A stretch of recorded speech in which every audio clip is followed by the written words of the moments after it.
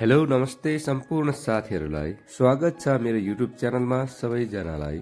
साथीहरू, यस भिडियोमा म तपाईहरुलाई पुरानो मोबाइललाई कसरी सीसीटीभी क्यामेराको रूपमा प्रयोग गर्न सकिन्छ यस विषयमा जानकारी दिन गइरहेको छु। के तपाईसँग कहीं कतै कुनातिर रोडतिर पुरानो मोबाइल थन्काएर राखेको त छैन?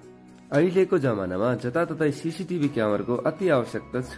चाहे घरमा होस्, दुकानमा होस्, आफ्नो घर अगाडिको बाटोमा होस्, कहीं पनि सेक्युरिटी निगरानी राख्न अति आवश्यकता छ। यसको लागि नयाँ सीसीटीभी क्यामेरा जडान गर्ने हो भने त्यही अनुसारको लागत लाग्ने भयो। त्यसकारण तपाईसँग कहीं कतै पुरानो मोबाइल छ भने त्यसलाई सीसीटीभी क्यामेरा बनाएर प्रयोग गर्न सकिन्छ। साथीहरू, अब लागौं कसरी पुरानो मोबाइललाई सीसीटीभी क्यामेराको रूपमा प्रयोग गर्ने। यसको लागि तपाईसँग एउटा पुरानो मोबाइल र एउटा नयाँ मोबाइल तपाईले चलाउँदै गरेको दुईटा मोबाइल हुन आवश्यकता छ।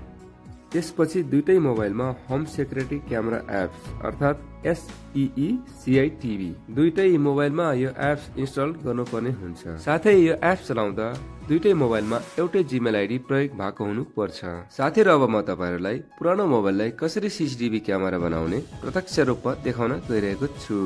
त्यसको लागि आफ्नो मोबाइलको होम पेजमा गएर प्ले स्टोरलाई ओपन गर्ने। त्यसपछि प्ले स्टोरको सर्च बारमा गएर SEECITV सर्च गर्ने।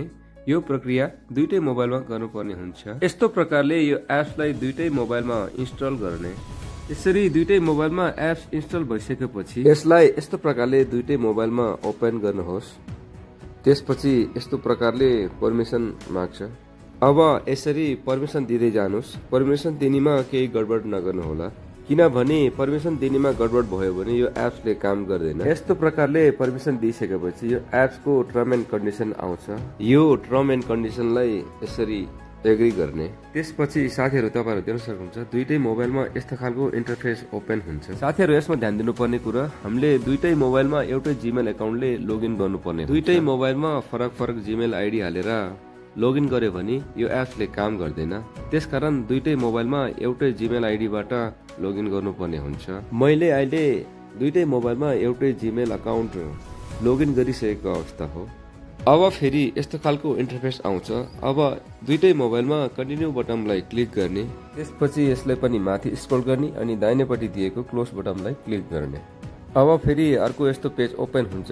यसलाई पनि माथि स्क्रोल गरेर तलपट्टि दाहिने दिएको क्लोज बटनलाई क्लिक गर्ने। साथीहरू, अहिले दुईटै मोबाइल आपसमा कनेक्ट भइरहेको अवस्था हो। यसरी दुईटै मोबाइल आपसमा कनेक्ट भइसकेपछि यस्तो अर्को पेज ओपन हुन्छ। यसमा तपाईहरुले देख्न सक्नुहुन्छ यो एप्स कसरी चलाउने भनेर सम्पूर्ण कुराहरू लेखिएको छ। अब यसलाई क्लोज गर्नुस्। क्लोज गरिसकेपछि फेरि यस्तो अर्को पेज ओपन हुन्छ। यसलाई पनि क्लोज गर्दै जानु। अब यति भइसकेपछि बायाँपट्टिको मोबाइल क्यामेराको लागि र दाहिनेपट्टिको मोबाइल मोनिटरको लागि रेडी भइसक्यो। अब तपाईले यो बायाँपट्टिको मोबाइलमा यो वाला बटन क्लिक गर्नुहोस्। यस्तो प्रकारले यो वाला बटनलाई क्लिक गरेपछि तपाईको मोबाइलमा यस्तो खालको फेरि अर्को पेज ओपन हुन्छ। यसमा तपाईले देख्न सक्नुहुन्छ टर्न दिस इन्टु क्यामेरा मोड। यसै पेजमा अब तपाईले देख्न सक्नुहुन्छ तलपट्टि रन वाला बटनलाई क्लिक गर्नुपर्ने हुन्छ। यो रन वाला बटनलाई क्लिक गरिसकेपछि अब 10 सेकेन्डको टाइमर स्टार्ट हुन्छ। यस्तो प्रकारले 10 सेकेन्डको टाइमर समाप्त भएपछि यो बायाँपट्टिको मोबाइल सीसीटीभी क्यामेराको रूपमा काम गर्न थाल्छ। यसरी बायाँपट्टिको मोबाइल क्यामेरा मोडमा गइसकेपछि अब दाहिनेपट्टिको मोबाइलमा ट्याप गर्नुहोस्। त्यसपछि तपाईले देख्न सक्नुहुन्छ यस्तो प्रकारले दुईटै मोबाइल आपसमा कनेक्ट हुन्छ।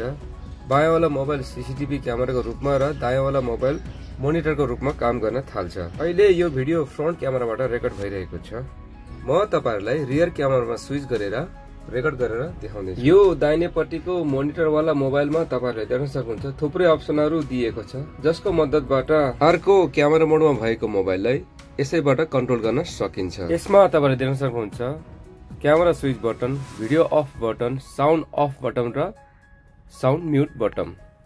यिनै बटनहरूको मद्दतबाट हामीले अर्को क्यामेरा मोडमा भएको मोबाइललाई कन्ट्रोल गर्न सकिन्छ। अब म तपाईहरुलाई रियर क्यामेराबाट पनि भिडियो रेकर्ड गरेर देखाउन गइरहेको छु। साथीहरू, यस्तो प्रकारले स्विच बटनको मद्दतबाट फ्रन्ट र रियरमा क्यामेरालाई स्विच गर्न सकिन्छ। तपाईहरुले देख्न सक्नुहुन्छ यो चाहिँ अहिले रियर क्यामेराबाट रेकर्ड गरिएको भिडियो हो। साथीहरू, यस्तो प्रकारले हामीले आफूसँग भएको पुरानो मोबाइललाई सीसीटीभी क्यामेराको रूपमा प्रयोग गर्न सकिन्छ। यदि तपाईसँग पनि कुनै पुरानो मोबाइल छ भने यस्तो तरिकाले पुरानो मोबाइललाई सीसीटीभी को रूपमा प्रयोग गर्न सक्नुहुनेछ। साथीहरू, यहाँ आएर आजको भिडियो समाप्त गर्न चाहे। भिडियोलाई अन्तिमसम्म हेरेर साथ दिनुभएकोमा धेरै धेरै धन्यवाद। जय नेपाल।